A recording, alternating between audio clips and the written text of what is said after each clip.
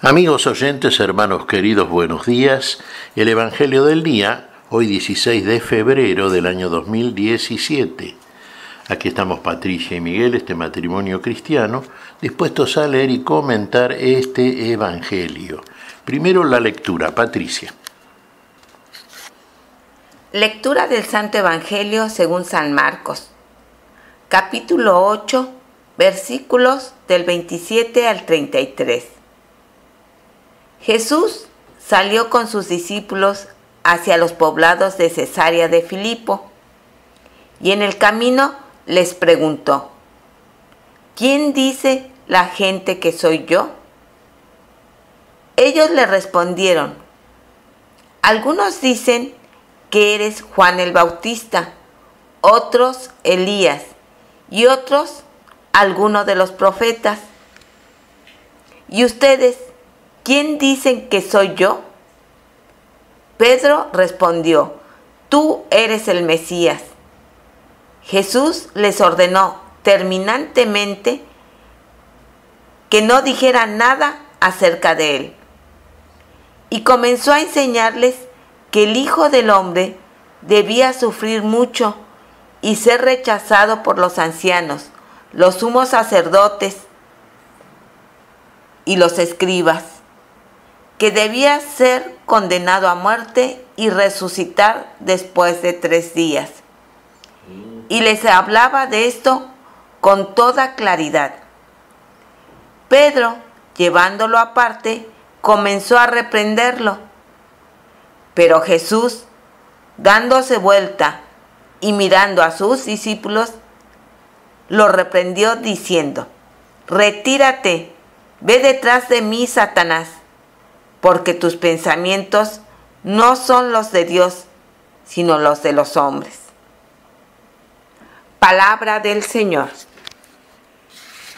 Gloria a nuestro Señor Jesucristo. Bueno, acá vemos a nuestro Señor retirándose con sus discípulos a Cesarea de Filipos. Bueno, durante el trayecto les pregunta a ellos: ¿qué dice la gente? ¿Qué piensan? ¿Quién soy yo? Y bueno, los discípulos de Jesús, sí, le comentaron todo aquello que la gente hablaba a propósito de Jesús. Y eran diversas las opiniones. Unos, por ejemplo, decían que era Juan el Bautista. Otros Elías, que había prometido volver. Y otros decían algún otro de los profetas. Sí, eran bastante diversas las opiniones. Entonces Jesús hace una pregunta más puntual. Pero ustedes, ahora ustedes, ¿quién dicen que soy yo? Bueno, aquí es donde la respuesta de los discípulos no se hace esperar, claro está. Particularmente la respuesta de Pedro, ciertamente, ¿no? Pedro reconoce en Jesús al Cristo, al Hijo del Dios vivo, el Mesías prometido. Claro, la declaración de Jesús es conocida, sabemos, declara feliz a Pedro. ¿Y feliz en qué sentido? Y feliz con una felicidad que solamente puede proceder de Dios. ¿Por qué es feliz Pedro? Fíjese, ¿por qué es feliz cualquier hombre que está en posesión de la revelación por parte de Dios? Que tiene entonces de parte de Dios una conexión, una inmediatez. Bueno, porque no te lo reveló esto carne y sangre, hombre alguno, sino mi Padre que está en los cielos. Revelación por parte de Dios. Hay que distinguir claramente entre lo que es de pronto una especulación humana, una conclusión que sacamos los seres humanos, teniendo en cuenta varios elementos de juicio, y finalmente, bueno, acercando unos a otros, podemos llegar, sí, en este caso, como llega Pedro, a esta conclusión, cosa que para nada había sido fruto de la inteligencia o del proceso especulativo de la mentalidad de Pedro. No, evidentemente el Padre Celestial, como en tantas otras oportunidades, había comunicado a Pedro cosas que la mente humana no puede entender. Algo que excede la posibilidad racional del hombre. Sí, claro. Y es entonces cuando Jesús comienza a decirle algo a los discípulos y les comienza a hablar claramente.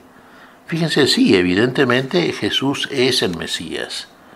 Jesús el Mesías prometido por Dios, el Salvador del mundo. Pero les comienza a aclarar algo que ya no entra dentro del gusto personal de los discípulos, algo que realmente los entristece. ¿Qué les comienza a decir? Y cosas como esta, que tiene que ser rechazado, pero fíjese, no por los hombres en general. El pueblo en líneas generales no rechazaba a Jesús. Muy por el contrario, lo escuchaban. Quizá no lo discernían muy bien, pero lo escuchaban con respeto, advertían en Jesús, un hombre que hablaba de otra forma, que tenía un discurso que no era común entre los religiosos del tiempo de Jesús. Y precisamente a propósito de esos religiosos, ¿qué les dice entonces Jesús a los suyos? Y les está comentando algo, que el Hijo del Hombre, Él, el Mesías, el Cristo de Dios, tenía que ser rechazado por los religiosos, particularmente, fíjese, por aquellos que eran más prestigiosos y cuya palabra tenía mayor crédito entre la gente. Era muy respetable la opinión de un sacerdote, de un sumo sacerdote, de un anciano del consejo, de un escriba, de todos aquellos que eran muy conocedores de los códigos religiosos, de la ley de Moisés, y que, aparentemente tenían mayores elementos de juicio para estimar y juzgar si realmente tal o cual persona era o no verídica.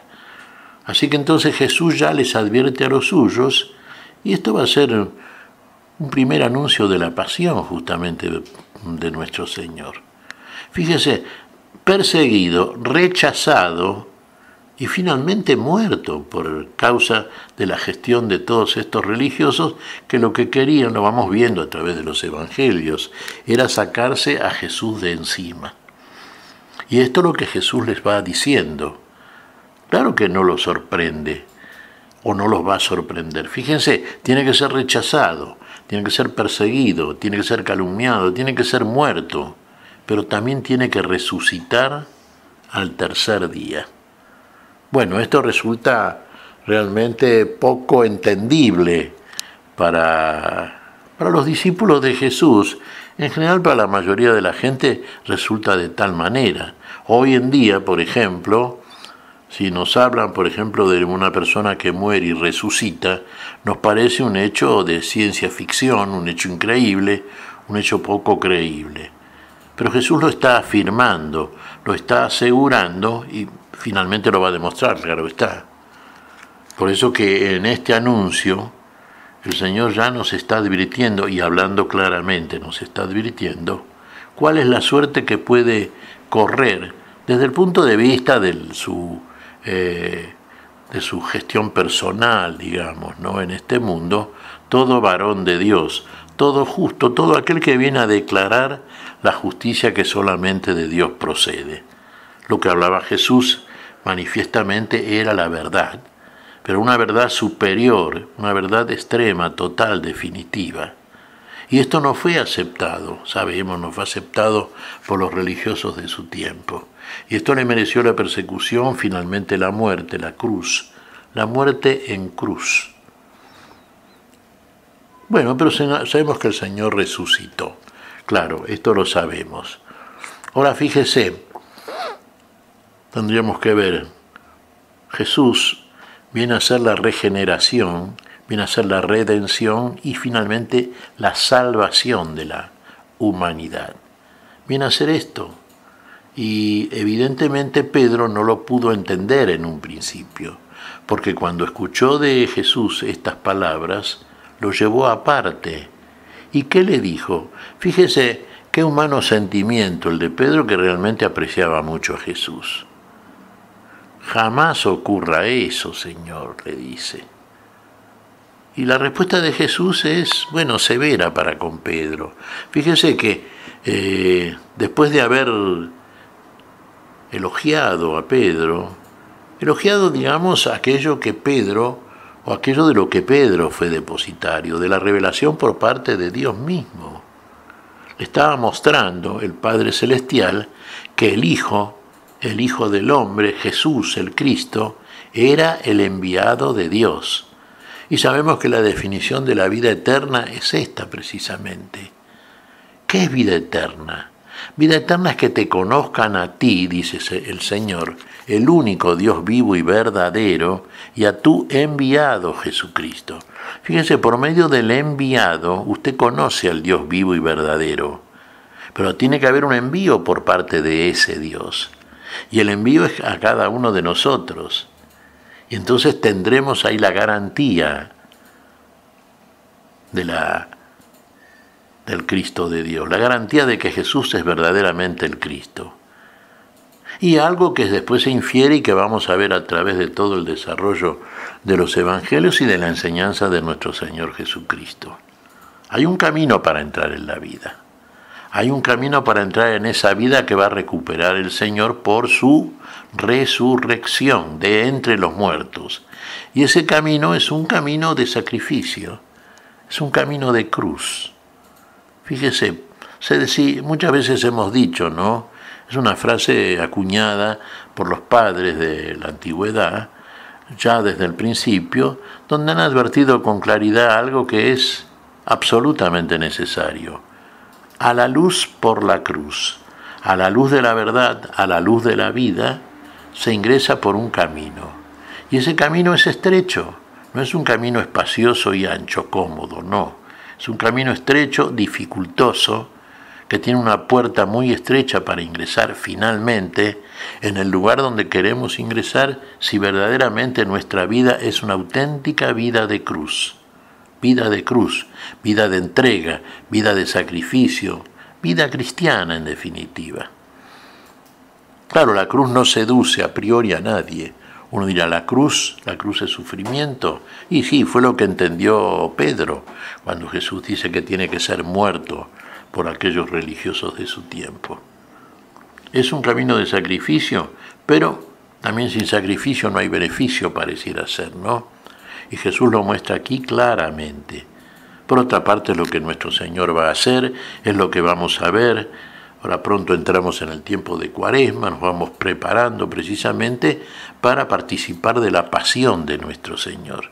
Pasión que nos conduce ¿a dónde? A la plenitud de la vida, a la plenitud de la cruz. La cruz en nosotros es el aval, la garantía suficiente de que verdaderamente estamos ingresando en un camino nuevo, en un camino de vida, en un camino de resurrección. Así lo enseñó el Señor, así lo aprendimos de Él y así Él lo está adelantando aquí en este anuncio que le hace a sus discípulos. Bueno, no lo entendió Pedro. ¿Qué le dijo Jesús? Ponte detrás mío, Satanás. Tus caminos no son los caminos de mi Padre, son caminos de hombre. Claro, humanamente hablando, Pedro tenía sus argumentos en aquel momento para reprender a Jesús. Fíjese qué reprensión cariñosa por parte de Pedro, ¿no? No quería que su maestro muriese, que su maestro sufriese. Mucho menos el camino de la cruz, naturalmente. La cruz era una muerte reservada para los esclavos, era una de las muertes más crueles realmente. Pero sin embargo acá Jesús está diciendo, Jesús siempre habló con claridad con los suyos, nunca anduvo con medias tintas. Tenía que sufrir, que padecer en manos de aquellos que realmente buscaban su muerte porque no admitían la vida que procedía del Señor. No la disfrutaron tampoco verdaderamente.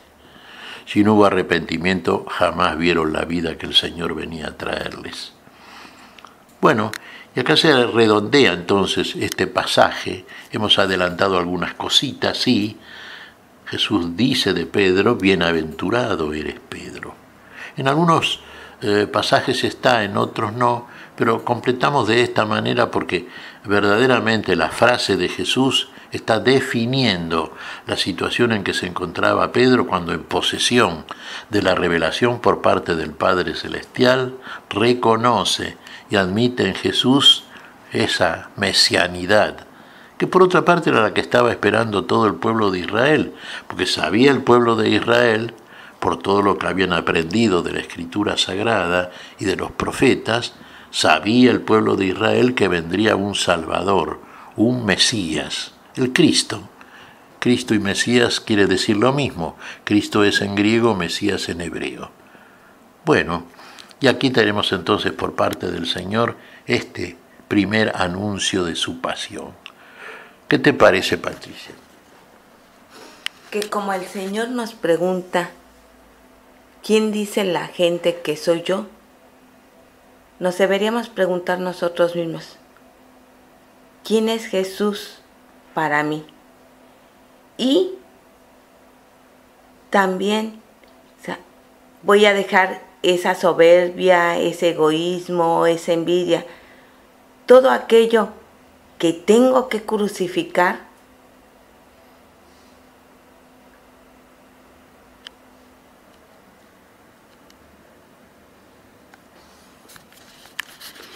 Todo aquello que tengo que crucificar. Cuánta cosa, cuánta muerte hay en nosotros y cuánta muerte debemos darle a esa muerte que impide que la vida se manifieste como Cristo la manifiesta, como la manifestó por su resurrección y como la manifiesta en cada uno de los suyos cuando somos capaces de vivir imitando la manera en que actuó el Señor mientras estuvo en este mundo, imitando la manera de vivir del Señor.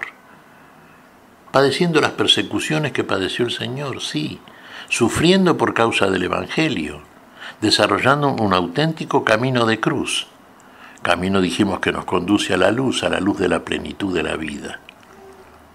Bueno, pero ahí está el secreto, ahí está la clave de la vida nueva, una vida nueva que es eterna, es para siempre. Bueno, en eso tenemos que poner toda la energía espiritual, en esa vida nueva, en eso que el Señor nos propone, en eso que de parte del Señor hacia nosotros es un desafío definitivo. ¿Somos capaces de vivir una auténtica vida de cruz? ¿Realmente nos damos cuenta de que este es tiempo de cruz? Bueno, sería bueno afirmar juntamente con el apóstol San Pablo, ¿no? Estoy crucificado juntamente con Cristo y Cristo está crucificado en mí. Vamos a ver si en nosotros existe, sí, la fe suficiente como para desarrollar una auténtica vida, que en términos equivalentes diríamos que es una auténtica vida de cruz. ¿Qué te parece si agradecemos al Señor? Muy bien, Miguel. Te damos gracias, Padre Celestial, en el nombre santo de nuestro Señor Jesucristo. Te damos gracias, Padre, te pedimos perdón por nuestras faltas. Señor, pedimos tu bendición para este día. Pedimos tu espíritu de amor, tu espíritu de cruz, Señor. Queremos andar como tú anduviste en este mundo. Queremos seguir cuidadosamente tus caminos, Señor, hasta ingresar en la plenitud de esa vida que solamente está en ti y que tú nos has prometido y que tú nos comunicas. Y lo pedimos en tu nombre, Jesús. Por Jesucristo, Señor nuestro. Amén y amén. Amén.